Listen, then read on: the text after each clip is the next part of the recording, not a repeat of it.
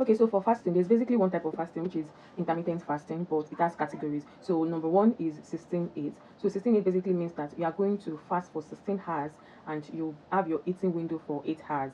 Then we have the 14-10, the same thing. The 14, you are fasting for 14 hours, you are in your eating window 10 hours. That means you have like 10 hours eating window gap. Then we also have 23-1, which is popularly called OMAD. So OMAD is OMAD, that's 1 meal a day. So you fast for 23 hours and you only have 1 hour eating window. Mind you, this OMAD is not for beginner. It's actually not for beginner. So for beginner, I will recommend 16-8 or 14-10. Then the last one is what we call power fasting. Power fasting is basically you rotating between 16-8, 14-10, and OMAD. That means you can do 2 days 16-8, you do 2 days 14-10, and 3 days OMAD. Just rotate it. That's what basically per week means. So let's now talk about how fasting actually works. So let's say, for example, you are going for 16-8, which is the popular fasting type. So you are going to start your eating window from 12 p.m. So from 12 p.m. to 8 p.m., your eating window opens. So that's 8 hours. Then from 8 p.m., you have to stop eating anything till 12 p.m. the next day. So that means you have 16 hours of fast. So what happens during this period of 16 hours? So that is what I want to discuss in this video. Okay, so what basically happened at the start of the fast? That means 8 p.m. Maybe you've eaten your meal 7 p.m., you've eaten your meal 6 p.m., whatever time you've eaten is, just know that by 8 p.m. you stop eating. So what happens? So you feel normal for the first few hours. Your body will absorb the nutrients from the food. If actually your previous meal, that's your last meal, is high in carbohydrates, a little bit worn out, that is why we do not advise to have high carbohydrates in your last meal, like your dinner. Ensure it is more of protein and fiber. So you don't carbohydrates are converted into sugar molecules, which is the glucose, which actually spikes your blood sugar. No matter the amount of carbohydrates you eat, it will actually be converted into glucose and cause your blood sugar to rise. Once your blood sugar rises, your pancreas will release what we call insulin. So insulin will regulate this blood sugar.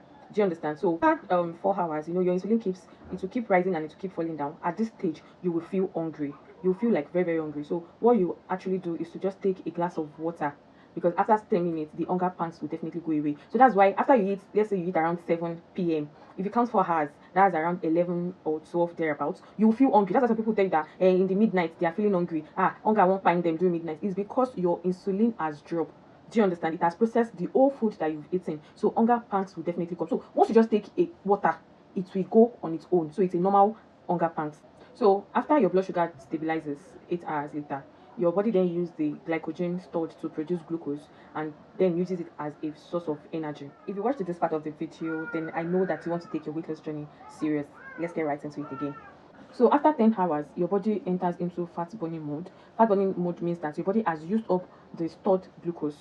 You understand? And now it has now come to fat burning mode. So you can actually help it by doing light exercise. So 10 hours from when you eat, if you stop eating, let's say 8 o'clock, you're following the 16-8, 10 hours from that is 6 a.m. So wake up 6 a.m., jog around, do light walk exercise and all of that. Just very light exercise. That way, you are helping your fat burning metabolism. Do you understand? You are allowing it to burn fat effectively. At this period, your body releases different hormones. It releases growth hormones that will not allow you to lose your muscle, especially when you eat enough protein. After 12 hours, your body then switches to metabolic state of ketosis. Your ability to concentrate increases.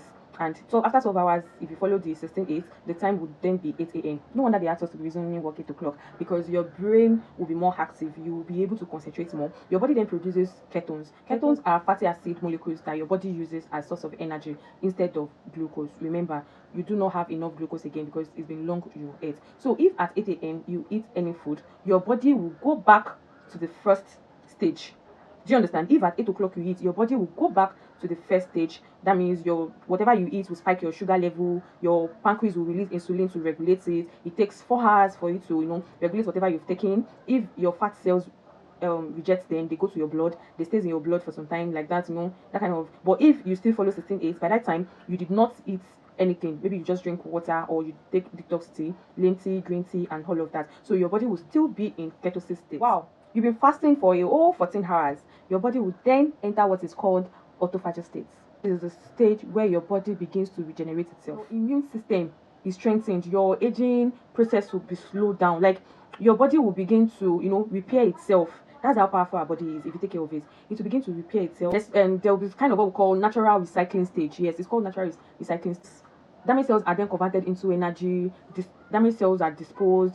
New cells will be formed. Like your body will begin to regenerate. Your body will begin to adjust. Your metabolism will begin to sense the need for adjustment. Do you get? So the longer the fasting period, the stronger the effect of autophagy.